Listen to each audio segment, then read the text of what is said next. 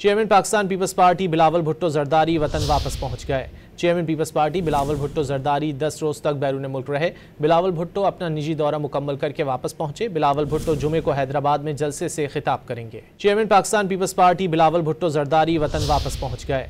Chairman Peoples Party Bilawal Bhutto Zardari 10 रोज तक बैरून मुल्क रहे। बिलावल भुट्टो अपना निजी दौरा मुकम्मल करके वापस पहुंचे। बिलावल भुट्टो जुमे को हैदराबाद में जलसे से खिताब करेंगे। Chairman Pakistan Peoples Party Bilawal Bhutto Zardari वतन वापस पहुंच गए।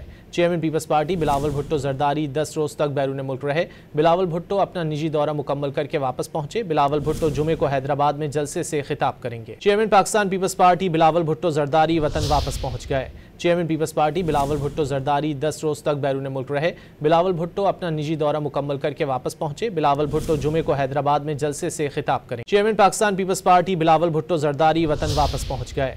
Chairman Peoples Party Bilawal Bhutto Zardari 10 रोज तक बैरून मुल्क रहे। बिलावल भुट्टो अपना निजी दौरा मुकम्मल करके वापस पहुंचे। बिलावल भुट्टो जुमे को हैदराबाद में जलसे से खिताब करेंगे।